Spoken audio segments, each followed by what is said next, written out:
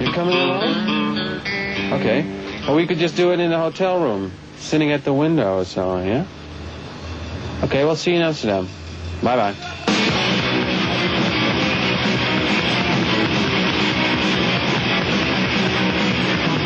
Hermanita, ven conmigo. Hermanita, ven conmigo. El avión pescador. Isla de Encanta. Me voy, me voy.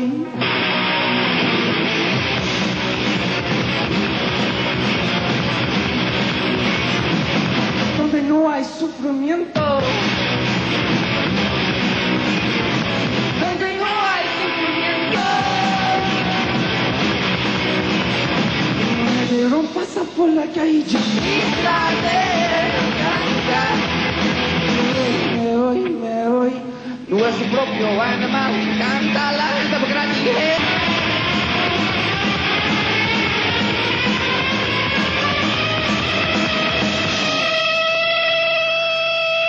Porque ellos dicen, vámonos, hermanita, vámonos, me voy a un sitio donde no haya algo así como contaminación y también hablan sobre el propio animal de las personas, ¿no? Entonces, dicen, nuestro propio animal hace contaminación aquí, entonces dice, vámonos, vámonos, vámonos. O me voy.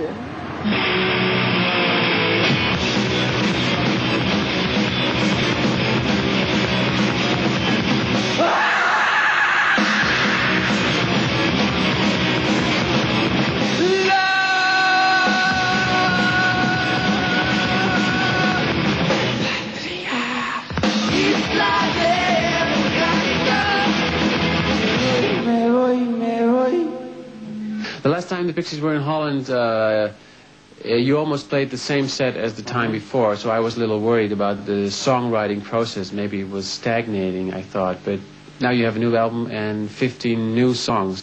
Yeah, we got some songs that went okay, I guess. I was worried, too, that I couldn't write some more songs, but I got some songs, and they're on an album.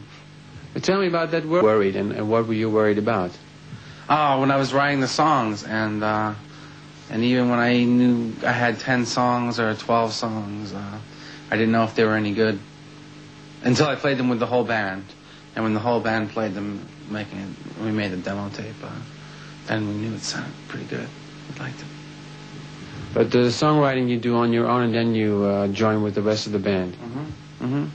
To flesh it out, to turn it into something. We just sort of go down to the drummer's house and go in the garage and we plug in all the amplifiers and we turn everything up. And I say, everyone play G, and we start playing G. And when it starts to turn into like we're driving a car, then we know it sounds good. And that's how we put things together, is in a garage. Can you tell something more about the way you write songs? I mean, does it take you a long time, and how do you go about it? How do I go about it? I have an acoustic guitar and sometimes with an electric guitar with no amplifier I play, and I go like in here, like in the bathroom, like that in my apartment right there. You see, they have the bathroom here with the mirror, and I stand just like this in front of the mirror and play. Sometimes if they get bored of the mirror, I go inside the bathtub and I pull the curtain like this, and I play inside the bathroom like that too, sometimes also, you know. And I've always played in the bathroom since I was young. And it's always worked out the best way. Yeah? In a bathroom with a mirror. But it isn't so much that it has a mirror that the mirror makes it important. The mirror is part of the ritual now. And the shower curtain is part of the ritual. But the sound is good in the bathroom. It's called Doolittle. Doolittle, after Dr. Doolittle, the man who talks to the animals. We always take a lyric from one of the songs and use that for the title, like Surfer was, like Come On Pilgrim, they're all from the words. So in terms of an album title, it's fairly abstract and meaningless. It's just a word from a song. And it's kind of nice. It's a cute little word because it looks like the monkey's name is Doolittle. It's a cute little name for a cute little monkey. Actually, it's a dead monkey stuffed. But it's cute in a way. I do my lyrics at the very, very last minute. I'm more into making music and coming up with poetic structure and accents and anti-accents. And then the lyrics come after. I make a big shape like this, you know, and then I keep giving it more shape and shape and shape and shape. And then at the very end, when I need lyrics the day before I go sing it in the studio, I take it out and I define it. And, you know, so I come up with the structure first, you know, like where the rhymes come and all that. You know? Yeah. That's more important. Music is mathematical and it needs mathematical structure, I think, more than a topic. Topic will come in the end. When you take a bunch of words and you put them all together, you have a topic, sort of. Anyway, you know. But does the song always make sense then, or what? Yeah, because because it comes from the same mind, and sometimes the words are related to each other, and maybe it's not as clear as A, B, and C, but it's like a Dada approach, I guess, a Dadaist approach, which is definitely real, but it's just taking reality from many different places and throwing it together in the same pot. You know, there's still anthropological value or whatever, you know, there's still information there to be received. But it's not the easy way out to do it like that. It's easier for me. I've tried to I probably, like many songwriters, when they're young, they start writing songs and they write a topical song about a topic, and it's usually a very bad song with many syllables and many words and not very entertaining. And rock and roll is all about tutti frutti and, you know, papa-oo mau mau, papa-oo mau mau, you know, surfing bird. Yeah. That's like a good rock and roll song. That's what rock and roll music to me is about, you know. Bird, bird, bird. The bird's a winner when a bird, bird, bird. Bird is a winner when a bird, bird, bird. When a bird is a winner. Well, what is Tame about? That was the song you played on our show, I think, live, and that's on the new album now.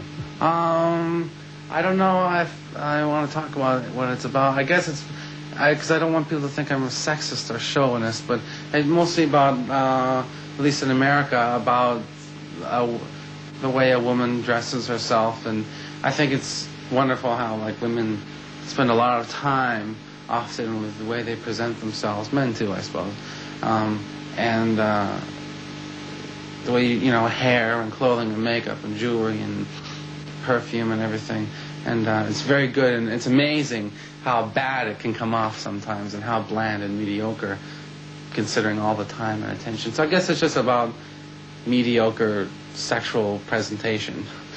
That's interesting. Tame. Oh. How did you get the idea for that song? Oh, I needed some words for a song that went so I just picked the word tame and it kind of goes tame and I fill in the words after. Hips like Cinderella. Must be having a good shame.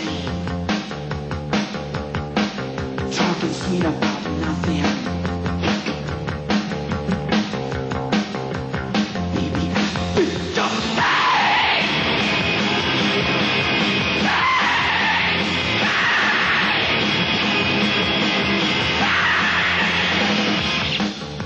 You're making good friends with you.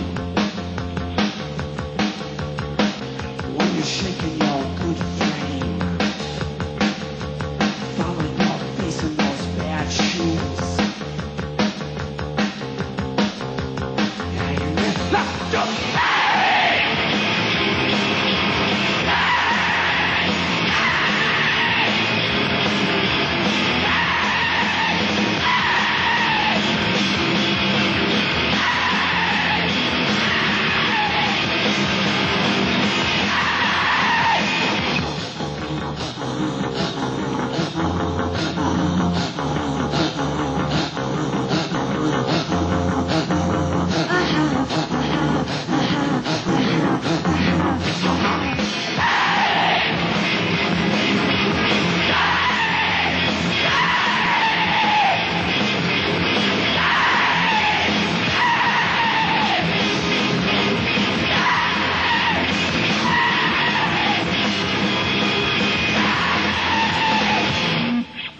what exactly would you like to achieve with the band?